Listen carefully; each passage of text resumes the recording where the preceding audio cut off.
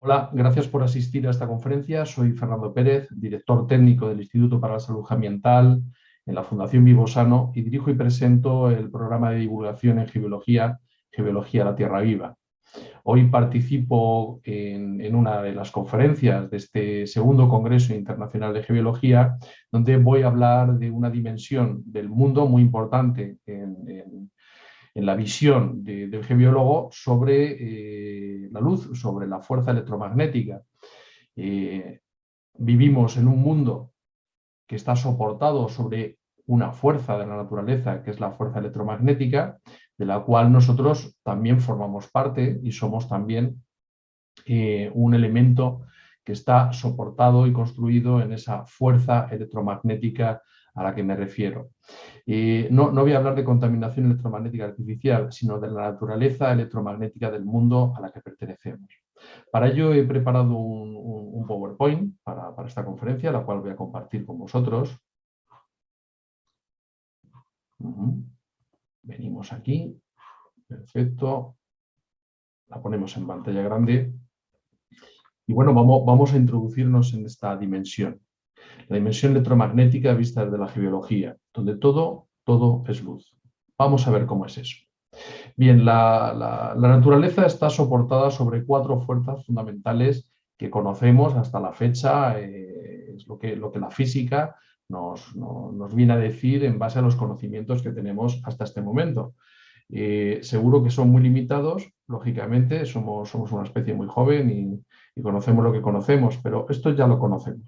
Entonces sabemos que hay 4 fuerzas fundamentales de la naturaleza, o por lo menos con ellas gobernamos nuestro conocimiento de la realidad. Hay 2 fuerzas que interactúan en el núcleo de los átomos, ¿no? Se quedan dentro del núcleo de los átomos y ahí es donde trabajan. No interactúan directamente con nosotros, a no ser que sea una de ellas. Por ejemplo, la fuerza fuerte es la responsable de unir esas partículas subatómicas que forman el núcleo de los átomos, protones, neutrones y otros elementos que forman los quarks, etcétera, que forman también esos protones y esos neutrones.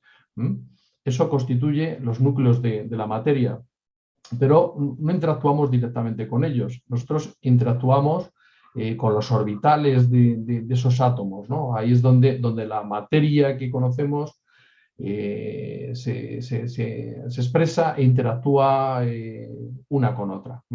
Luego existe otra fuerza que se llama fuerza débil, que es la responsable de la descomposición radiactiva de los núcleos de los átomos. De ahí surgen elementos físicos, materia, como las partículas alfa y las partículas beta, que son eso que llamamos radiactividad.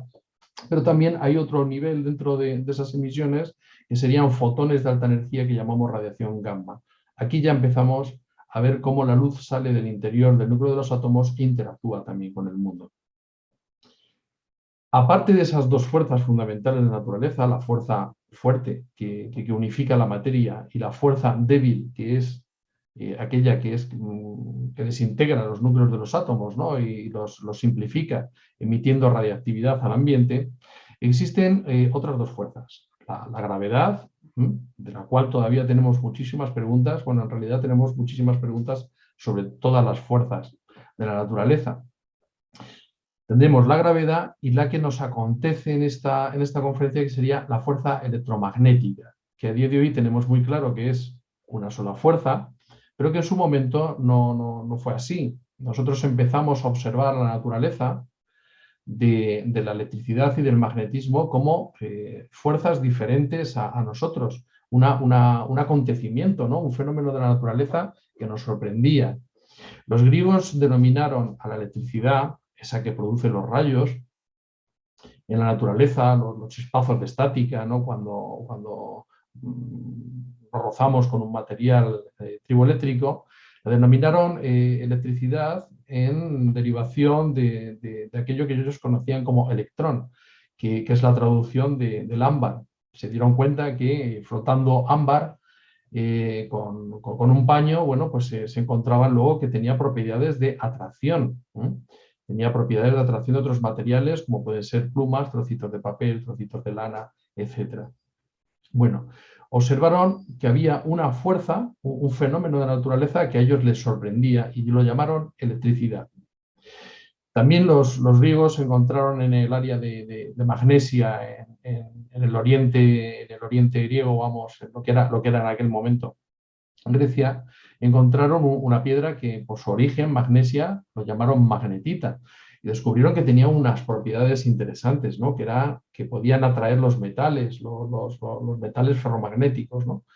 Bueno, aquí podemos ver unos imanes y podemos ver la expresión de su campo, la expresión del campo magnético, a través de limaduras de hierro expuestas alrededor de esa fuerza. O sea, esta es la expresión de la fuerza electromagnética siendo capaz de dar forma a una parte del mundo, con la cual interactúa. Bien, bueno, pues estos fenómenos de la naturaleza que se observaban como fenómenos exógenos, fenómenos aparte, una curiosidad de la naturaleza que no tenía nada que ver con nosotros, bueno, pues empezamos a ver que también todavía fuera de nosotros, pues igual estaban interrelacionadas.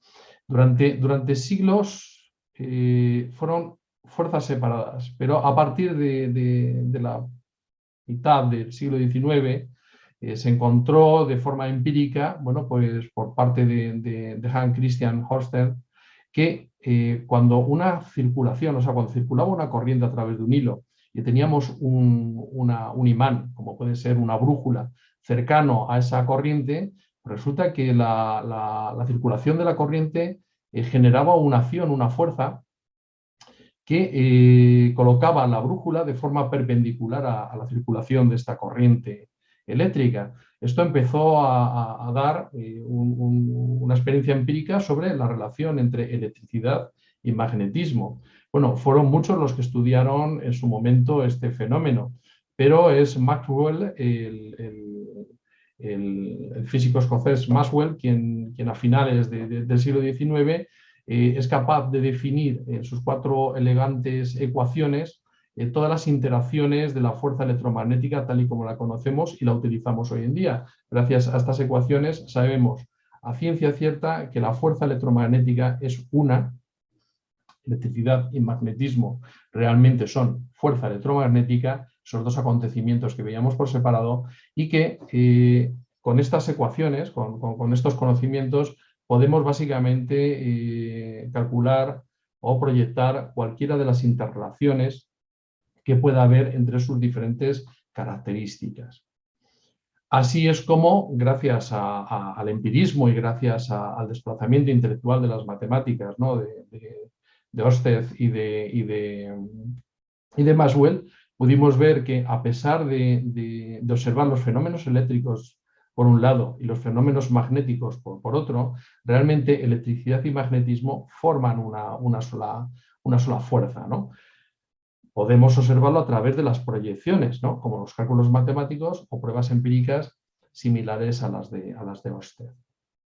Bien, la fuerza electromagnética hoy en día tenemos conocimiento de que se transporta a través de los fotones, o sea, la interacción con la fuerza electromagnética surge de una partícula subatómica que llamamos fotón, y fotón significa luz en griego. Estamos hablando de nuevo de la luz.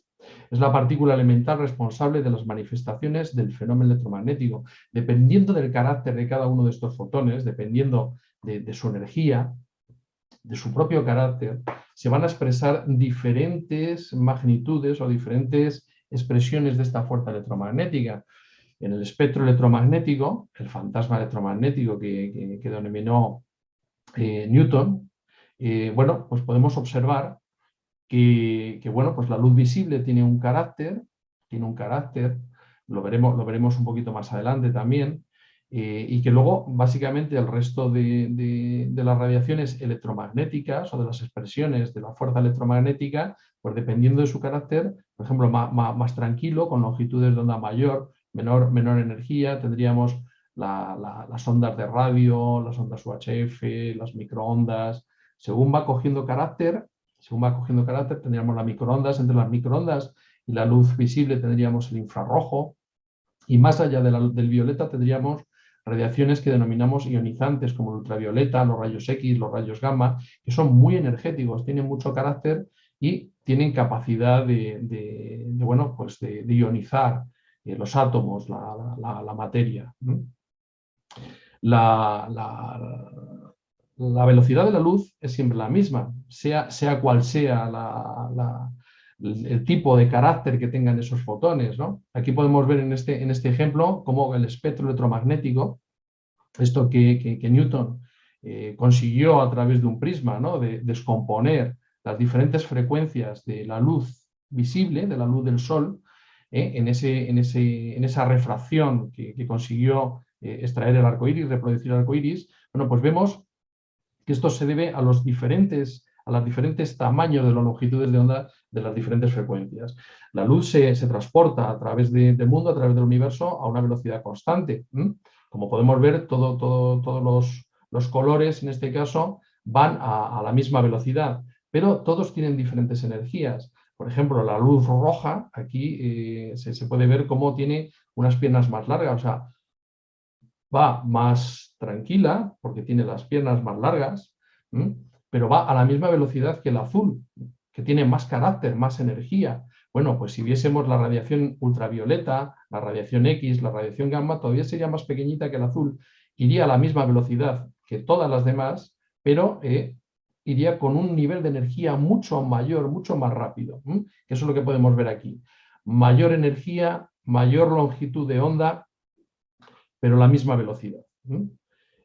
Así es como se transforma cómo se transporta la fuerza electromagnética, y esto define el carácter también de cada una de las características de la fuerza electromagnética. Esto es lo que hace pues, que la luz, que es cómo se transporta esa fuerza, o sea, luz visible, o sea, calor, o sea, radiación ultravioleta, o sea, microondas, o sea, banda de radar, una microonda todavía más energética, más pequeñita, más nerviosa, que sea ondas de radio, que sean ondas de televisión, que sean los campos electromagnéticos que generan las líneas de transporte eléctrico, o que sea la propia fuerza del campo magnético terrestre.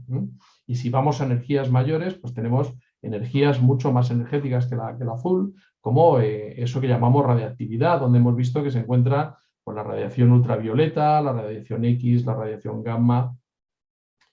Son frecuencias de luz con una energía muy alta, mucho más alta que esa bolita pequeña azul que está botando. Y encontramos por debajo de los 50 hercios de la generación de electricidad, pues fotones con las piernas mucho más largas y mucho más grandes, como que este fotón de luz roja que se interpreta en esta imagen. El fotón tiene masa cero y viaja en el vacío, como hemos visto, a una velocidad constante. El fotón además presenta tanto propiedades corpusculares como ondulatorias. Es una dualidad entre onda y corpúsculo. El fotón además se comporta como una onda en fenómenos como la refracción. Sin embargo, se comporta como una partícula cuando interactúa con la materia para transferir una cantidad fija de energía, como ocurre en los efectos fotoeléctricos, ¿no? O sea, cómo unas veces se va a comportar como una onda y hace resonar una antena, ¿no? Como si fuese una onda acústica. Imaginaos una onda de radio, ¿no? Una onda de radio es luz que no podemos ver, pero luz al fin y al cabo que se expresa por la energía de una antena y que recibe otra antena, igual que si fuese un diapasón, entra en resonancia con la misma y puede reproducir la energía que viene del otro lado. Y en otras ocasiones la energía es tan potente, cuando hablamos de energías ionizantes, cuando hablamos de radiaciones ionizantes, que esa energía se comporta como si fuese un tiro de bala. Es capaz de golpear la materia y arrancar electrones de la superficie de esa materia. Encontramos esa dualidad, ¿no? Los problemas de la propia identidad del fotón. ¿Qué es realmente el fotón? Bueno, la verdad es que no sabemos muy bien todavía qué es el fotón. Lo utilizamos como un modelo, es una representación limitada de una naturaleza que realmente es ilimitada. Ahí es donde de momento nos quedamos. Seguimos preguntándonos todavía sobre la identidad del fotón, pero podemos observar sus efectos y no dejamos de estar imbuidos en ellos, ¿no? Porque en realidad vivimos en un mundo que es luz. La Tierra, el planeta sobre el que vivimos, pues está compuesto por eso que llamamos luz también. vamos a ver algunas de las características de esa fuerza electromagnética en el mundo. Una de ellas sería el campo magnético de la Tierra. El campo magnético de la Tierra es fundamental para el desarrollo de la vida en nuestro mundo. Es fundamental para el estudio de la geología. Vivimos sobre un gigantesco imán de 12.742 kilómetros de diámetro y ese imán tiene una serie de propiedades. Como hemos visto, un imán anteriormente que era capaz de ordenar la materia, ¿no? Con la cual puede interactuar y darle una forma, darle una geometría, bueno, pues hace infinidad de cosas. Por ejemplo, una de las cosas que hace el campo magnético de la Tierra, que aquí vemos la forma, es protegernos directamente de la radiación del Sol. Cuando estudiábamos en el colegio nos hablaban de la importancia de la atmósfera, cómo la atmósfera era capaz de filtrar gran parte de la radiación del Sol, como ocurre con la capa de ozono y la radiación ultravioleta, y nos protegía de las radiaciones del Sol. Pero hoy en día conocemos mucho más sobre qué nos protege de esa radiación del Sol, y el campo magnético de la Tierra tiene esa capacidad. Tiene la capacidad de proteger no solamente a los seres vivos que vivimos sobre la corteza terrestre del exceso de radiación, sino que además protege al planeta en su conjunto de la pérdida de sustancias tan importantes como el agua de los océanos, la atmósfera que respiramos, que en algunos mundos como Marte, cuando perdieron su campo magnético, bueno, pues se perdieron en el espacio arrastrados por la fuerza del viento solar. Aquí podemos ver una imagen del campo geomagnético de cara al Sol. Este sería el lado nocturno, donde el campo geomagnético se elonga efectivamente como la cola de un cometa por la acción de la fuerza del Sol, ¿no? Podemos ver aquí en el interior la Tierra, este punto pequeñito de aquí es el planeta Tierra. Esta es la dimensión de nuestro campo magnético. La zona naranja sería la magnetopausa, el lugar donde choca la radiación del Sol, el viento solar contra la Tierra en el lado diurno, donde proyecta el Sol. Esta sería la mayor capa de densidad del campo geomagnético. Fijaos qué olas produce también el viento solar. Tiene la capacidad de provocar olas y distorsiones en el campo geomagnético. Y aquí tenemos un anillo azul finito, que esta es la órbita de la Estación Espacial Internacional orbitando alrededor de la Tierra. Que es importante que esté aquí, porque si estuviese fuera del campo magnético terrestre, la dimensión de la cantidad de radiación, de la intensidad de la luz que llega del Sol en diferentes espectros, algunos ionizantes, bueno, pues impediría que los astronautas pudiesen vivir tanto tiempo expuestos a la energía del Sol, del espacio. Bueno, además, si os fijáis, este campo electromagnético a través de las olas que produce el viento solar es también un oscilador. Y cuando se mueve un campo magnético así, se producen corrientes eléctricas y otros factores que son importantes para el desarrollo de la vida. Nosotros también funcionamos con electricidad. Además, también nos protege de la radiación cósmica de fondo. Hay algunos astros que emiten, más allá del sistema solar, niveles de radiación cósmica muy potentes que también son filtradas a través del campo magnético terrestre. Así que después de ese escudo y de la actividad geomagnética en la que nos encontramos inmersos, encontramos también la radiación del Sol. O sea, todo lo que llega del Sol y del espacio que se filtra a través de la atmósfera y a través del campo geomagnético. Bien, ¿y qué es lo que llega hasta aquí? Bueno, pues la luz visible, indudablemente, nadie lo discute. El calor, el infrarrojo, tampoco lo discutimos, ¿no? Cuando da el sol, disfrutamos o tenemos que soportar los altos calores, o cuando falta esta radiación, bueno, pues sufrimos eso que denominamos frío, ¿no? También llegan bandas de microondas, la radiación cósmica de fondo del espacio, llegan también ondas de radio de las estrellas y de otros puntos del propio Sol, de estrellas del fondo del universo, pero también llega la radiación ultravioleta, esa que nos quema en la playa, con la que tenemos que tener tanto cuidado, y también llega rayos X, rayos gamma en menor escala a la superficie de la Tierra, pero sí que entran en nuestra atmósfera. Cuando se viaja en un avión es muy interesante cuando viajas con un contador Geiger y puedes ver cómo parece que el cielo es radiactivo, y realmente lo que estamos leyendo son grandes lecturas de radiación cósmica que viene del Sol y del fondo del universo, ¿no? De otros astros que hacen llegar toda esa luz hasta aquí, hasta el lugar donde vivimos. Esa radiación además interactúa con la atmósfera. La atmósfera es un océano químico, ¿no? de gas, en el cual pues vivimos inmersos y el cual bueno, pues nos permite eso que llamamos respiración. Sin la atmósfera, obviamente, no podríamos vivir. Pero bueno, esa atmósfera es golpeada también por esa radiación ionizante a la que me refería anteriormente, ¿no? La luz ionizante que llega del Sol, que golpea las altas capas de la atmósfera, produce efectos luminosos tan bellos como las auroras boreales, pero también genera una capa en las capas superiores de la atmósfera que llamamos ionosfera, donde esa radiación ionizante arranca electrones a los átomos que forman la capa de gases altas de la atmósfera y genera un campo, por así decirlo, de carga eléctrica positiva.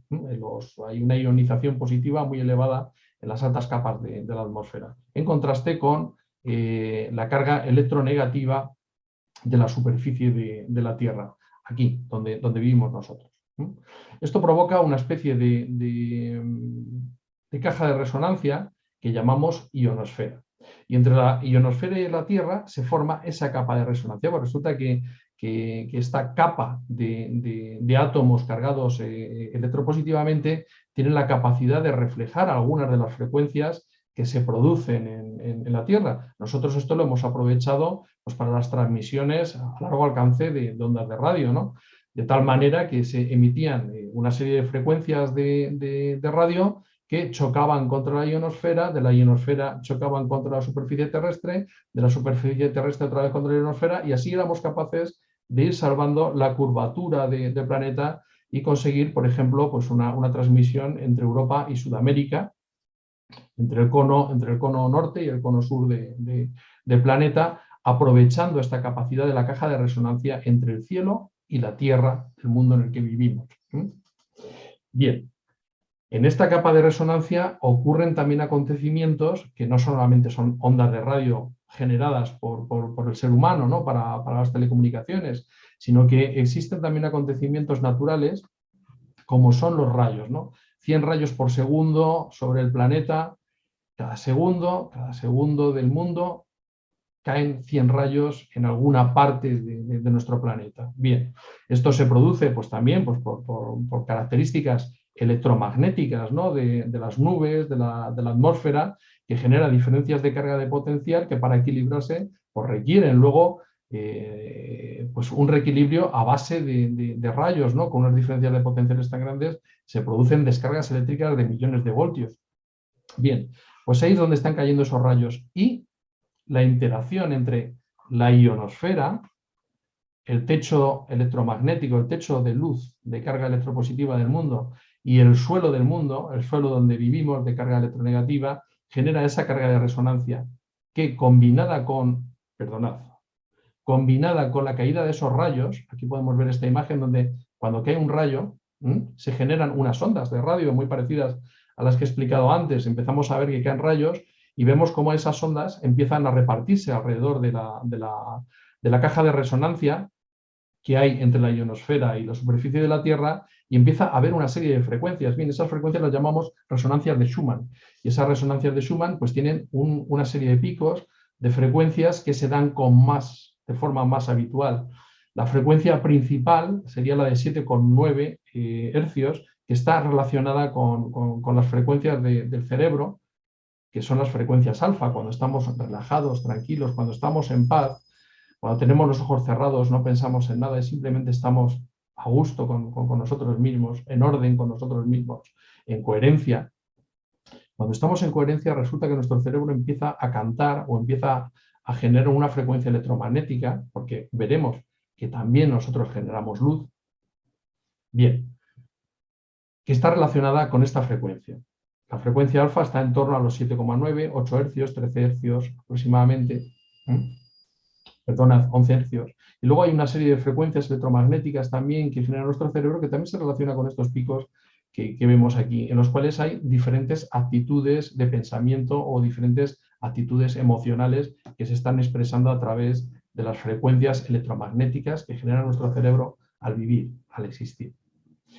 Sobre la superficie de la Tierra, además, hay emisiones que surgen de la propia Tierra. Por ejemplo, este mapa de aquí, de 2017, es un atlas europeo de las radiaciones naturales que habitan, bueno, pues en el área de estudio que se ha trabajado aquí.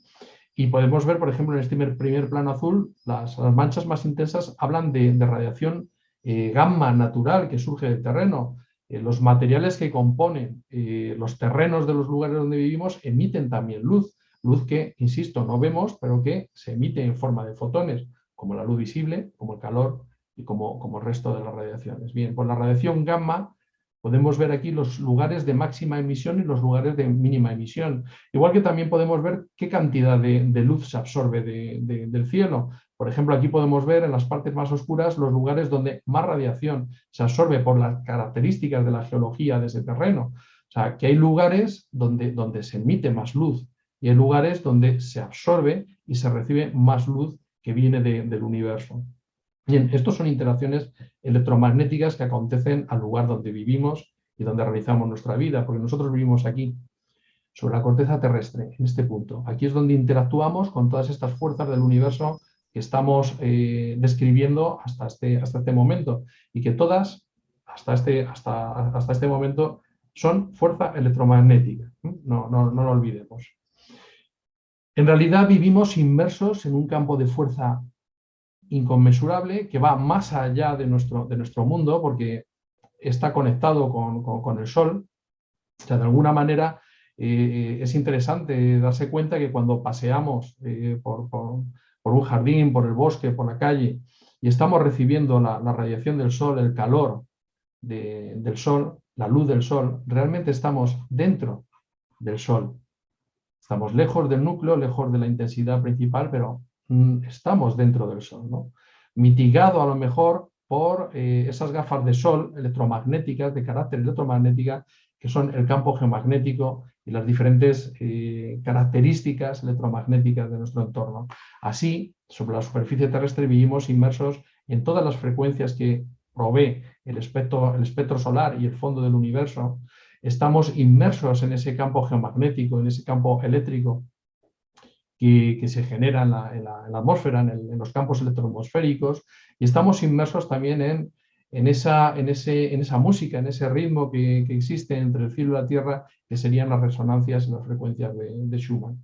Ahí es donde el campo geofísico externo, lo llamamos así porque es el campo geofísico que actúa como una atmósfera, no en el interior de la Tierra, entre el cielo y la tierra, digamos que es el campo de la vida. Ahí es donde ejercemos nuestra vida.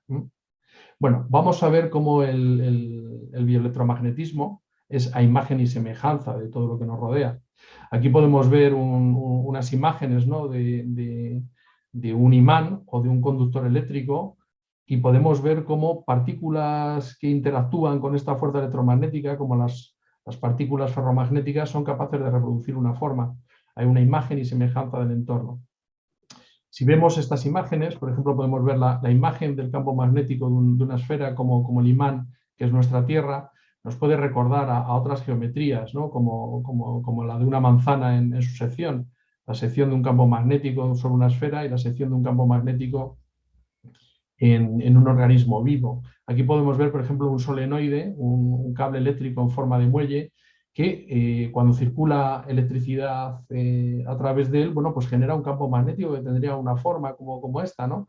Podemos ver formas también en la naturaleza que nos recuerdan mucho a la matriz electromagnética que soporta las geometrías y las formas del mundo. Aquí podemos ver este imán que está reproduciendo a través de materiales que entran en interacción con la fuerza electromagnética que genera, bueno, pues cómo aparecen geometrías, cómo aparecen formas. Y tenemos una brújula orientada ahí. Una brújula es un instrumento maravilloso, porque una brújula tiene la capacidad de mostrarnos la fuerza del mundo y además la dirección que tiene esa fuerza. Con esto nos guiamos a través de nuestro planeta, pero va más allá. O sea, si somos capaces de ver qué es lo que está haciendo que la brújula siempre mire para un lugar, realmente lo que está ocurriendo es que nos está mostrando la fuerza, la naturaleza electromagnética del mundo, y nos está mostrando también la dirección que tiene. no dejamos de ser una copia, estamos hechos a imagen y semejanza. La forma, el lugar, la dirección y el ritmo de la vida se expresa a través de la naturaleza electromagnética que nos envuelve. Así surgen, por ejemplo, las migraciones a través de lo largo del planeta de animales tan complejos como pueden ser las ballenas o las tortugas, que pueden recorrer distancias entre océanos y que se guían a través de los campos magnéticos de la Tierra. Para ellos, los campos magnéticos de la Tierra son, por así decirlo, las vías o las autovías, las autopistas que les ayudan a saber hacia dónde se dirigen. Existen animales que incorporan, como con estas bacterias, ¿no?, de los fondos oceánicos, incorporan estas líneas de biomagnetita en su interior que actúan de forma muy simple, muy sencilla, como una brújula, ¿no?, que la sirve para orientarse en el fondo de los mares, mirando siempre en una sola dirección. ¿Con qué objetivo? No lo conocemos todavía, pero si está ahí seguro que será por algo, ¿no? Animales más complejos tienen sistemas más complejos, como glándulas pineales, etcétera, y otros órganos de magnetorrecepción que les ayuda a identificar perfectamente el campo magnético de la Tierra y a caminar a través del mundo, ¿no? Todas las grandes migraciones de animales, tanto desde la mariposa monarca que viaja desde México al norte de los Estados Unidos, el tránsito de las grullas que veo pasar pues, por el lugar donde vivo, aquí en Aranjuez, en Madrid, cuando vienen del norte, vienen de Escandinavia y viajan hacia las lagunas de aquí de España, ¿no? O los petirrojos que veo en los jardines de Aranjuez, aquí donde vivo, que sabemos que tienen la capacidad de ver a través de órganos que se llaman criptocromos. En el interior de sus ojos son capaces de marcar, de ver como si fuese una brújula, ¿no?, el campo geomagnético. También tenemos experiencias con los insectos, cómo se dirigen o cómo se organizan a través de las fuerzas de los campos magnéticos de la Tierra, bueno, pues para establecer sus caminos o incluso instalar sus nidos y sus colonias, ¿no? También sabemos a día de hoy, por las experiencias de Sabine Vigan a principios del siglo XXI, cómo mamíferos superiores a la hora de descansar, cuanto más salvajes, o sea, cuanto más fuera del orden del ser humano, cuando viven en la naturaleza libres, más se comportan de esta manera, ¿no? Por ejemplo, orientan su columna vertebral como si fuese una brújula a la hora de descansar, a la hora de dormir, ¿no? Esto se estudió con miles de casos en vacas, ciervos y muflones, y podíamos ver que estadísticamente los animales se orientaban a la hora de descansar con la columna vertebral en relación al flujo del campo magnético terrestre, con la cabeza al norte o con la cabeza al sur. Lo que sí que veíamos es que la columna vertebral se orientaba como una brújula en cuanto al flujo magnético terrestre. Tenemos órganos que nos permiten relacionarnos con la fuerza electromagnética, como por ejemplo los sentidos, ¿no?, la luz. Sin los ojos se han desarrollado, han evolucionado porque existe una fuerza electromagnética, existe una luz que nosotros llamamos luz visible, que nos permite ver la forma, el color, el movimiento. Y para eso tenemos antenas, para eso hemos creado las antenas. También tenemos órganos que nos permiten, a través de los sentidos, percibir otros niveles de luz que son invisibles, como por ejemplo la temperatura, ¿no?, el exceso de temperatura o la ausencia de temperatura, aquello que llamamos calor o frío, ¿no?, pero que también es luz, también son fotones, ¿no?, en una longitud de onda que está un poco más allá del color rojo, de la luz visible. Pero también tenemos órganos que igual no nos permiten sentir de forma directa, conscientemente la luz, pero que nos interrelacionan con la luz del mundo, ¿no?, como la glándula pineal, que nos conecta como si fuese una célula electromagnética, fotoeléctrica, que es electrosensible, fotosensible, magnetosensible, y nos conecta a las variaciones del campo geomagnético y nos conecta también a las variaciones de la luz visible y de la temperatura del calor. Por eso, por ejemplo, se duerme peor en verano cuando hace tanto calor, porque hay una excitación mayor a través de esa fuerza electromagnética, ¿no? Hay mucha más energía y más excitación en nuestros organismos cuando estamos expuestos a más cantidad de luz calórica, ¿no?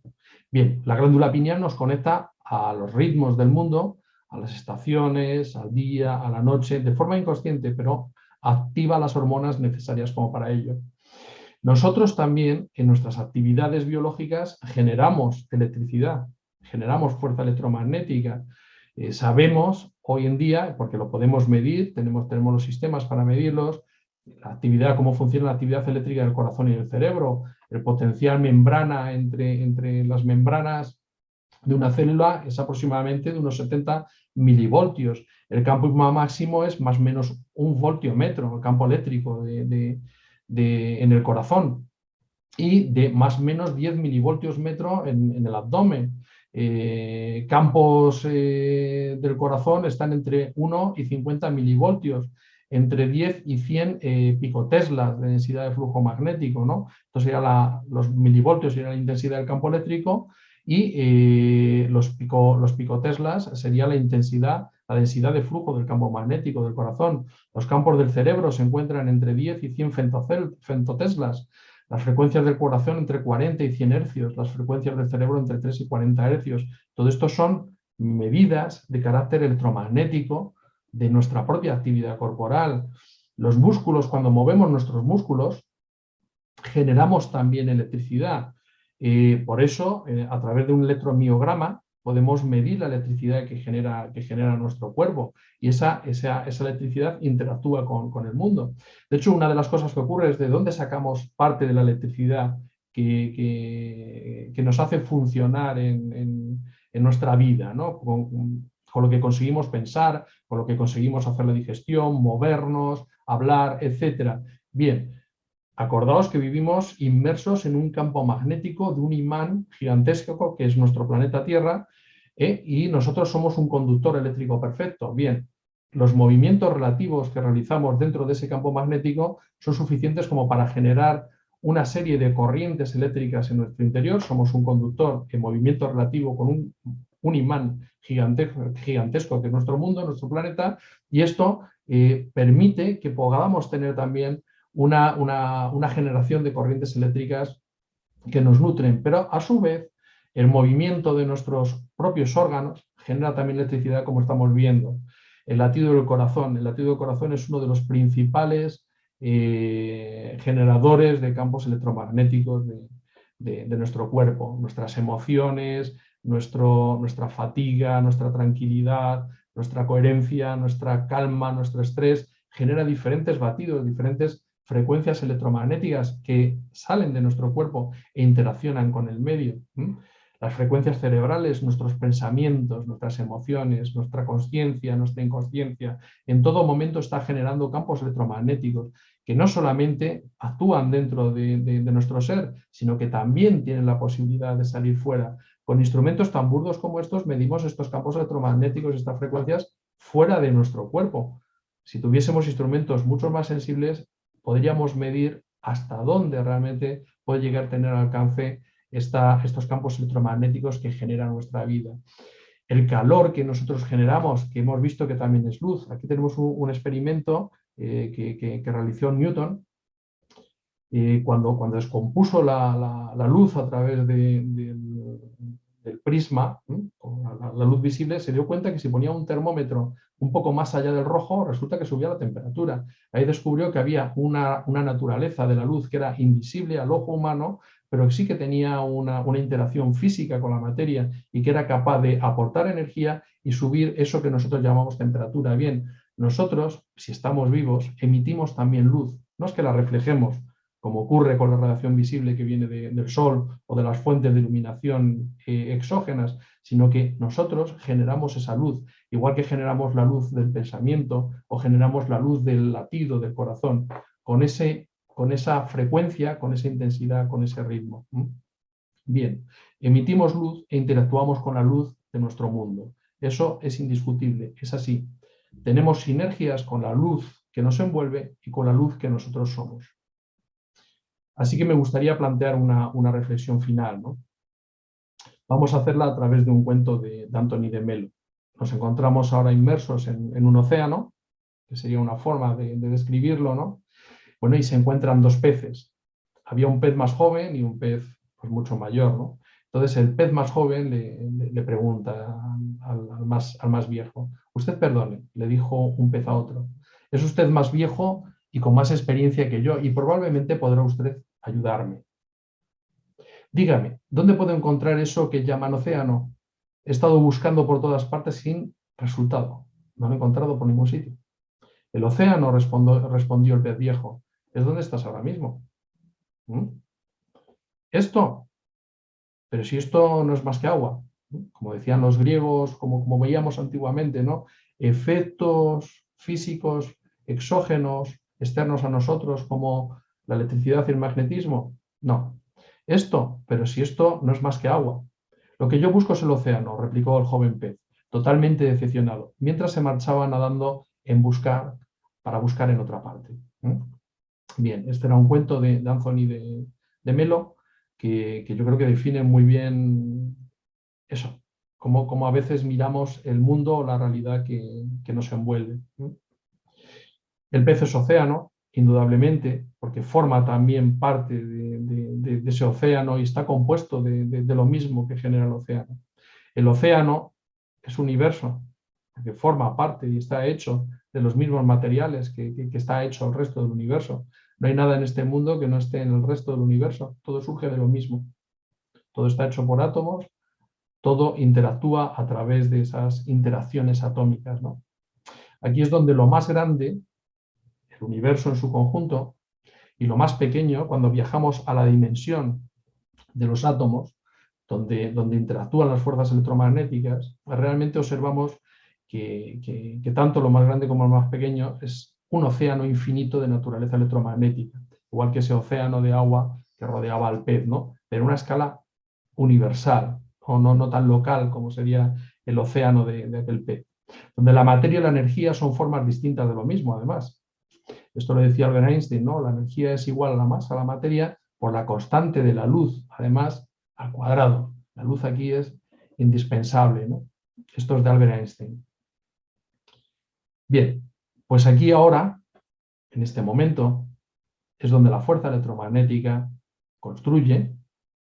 Vemos que los átomos se construyen gracias a la fuerza electromagnética. Los orbitales de electrones que se unifican a los núcleos de los átomos se mantienen gracias a la fuerza electromagnética. Es la fuerza electromagnética la que permite los orbitales de los átomos, que es con lo que interactuamos, a través de lo que interactuamos con el mundo. O sea, no llegamos a tocar el núcleo del átomo, lo que nosotros tocamos es la parte externa del átomo, las capas, las nubes de electrones. Además, no solamente une, sino que separa. Es la repulsión electromagnética, es una fuerza tan increíblemente potente que es la que impide que podamos atravesar la materia. Nosotros no podemos atravesar las paredes, ni podemos atravesar una mesa, ni el suelo que nos soporta, precisamente por la repulsión electromagnética que existe entre los átomos de una materia y de otra materia. Realmente ni siquiera tocamos, ni siquiera llegamos a tocar la materia que aparentemente es sólida y constante. Lo que estamos tocando es la repulsión electromagnética que ejerce la fuerza de los electrones con la misma carga que hay entre una materia y otra materia, y eso impide realmente que nos podamos fusionar con algo que no somos nosotros, ¿no? Esto es realmente interesante. Pero además la fuerza electromagnética unifica. La fuerza electromagnética es la responsable de establecer los enlaces entre los diferentes átomos y construir moléculas tan simples y tan bellas y tan bonitas como es el agua, ¿no? El agua que forma ese océano del pez de Anthony de Melo, o que forma el agua que nosotros somos, ¿no? Bien, pues gracias a la fuerza electromagnética se establecen ese tipo de enlaces. Y no solamente moléculas tan sencillas, tan básicas y tan importantes como son el agua, sino moléculas tan complejas y tan increíbles como puede ser el ADN, ¿no? que es el libro, el manual de instrucciones que desarrolla a los diferentes organismos vivos sobre nuestro planeta y posiblemente en otros mundos. Gracias a esto, además, la fuerza electromagnética construye, a través de las moléculas, construye los tejidos y construye las células, empieza a construir nuestro propio cuerpo y el cuerpo de todos los habitantes de este mundo, tanto del reino mineral como del reino vegetal, como del reino animal al cual nosotros pertenecemos, ¿no? Y consecuentemente, Como hemos podido ver, además, la fuerza electromagnética siente, porque el corazón, el cerebro, además, expresa en sus sentimientos, en sus emociones, en su coherencia, en su calma, fuerzas y campos de carácter electromagnético, que tienen un carácter determinado y que no sabemos realmente cuál es el alcance, porque nuestros instrumentos de medida todavía son muy limitados, pero seguro que llegan muy lejos. Y obviamente no solamente siente, sino que además, si es capaz de sentir, si es capaz de ser tan complejo, además es capaz de comprender todo esto que estamos contando aquí ahora mismo. O sea, tenemos la capacidad de entender esto que estamos contando en este momento, ¿no? Así que comprendemos desde este punto de la realidad, que en realidad todo, absolutamente todo, es luz. Ustedes, yo, somos luz en este momento y en este lugar. Así que les doy la bienvenida a este plano de la realidad. Es una visión, es un ángulo, una posición desde la cual ver el universo. Espero que les haya gustado, que hayan disfrutado de la visión que puedo tener sobre esta realidad del mundo y que he querido compartir con ustedes. Y si quieren saber más sobre las actividades que realizamos desde el Instituto para la Salud Ambiental, aquí tienen nuestra página web. Si quieren saber más de geobiología, aparte de las conferencias que impartimos en este congreso, diferentes profesionales del ámbito de la geobiología, también pueden visitar nuestra web geobiología.com o nuestro canal de YouTube de La Tierra Viva, Geobiología de la Tierra Viva, donde bueno, pues llevamos años grabando vídeos a diferentes profesionales o apasionados del mundo de la geobiología, donde vamos a ver más visiones y más ángulos del mismo mundo en el que todos habitamos. Muchas gracias por su atención.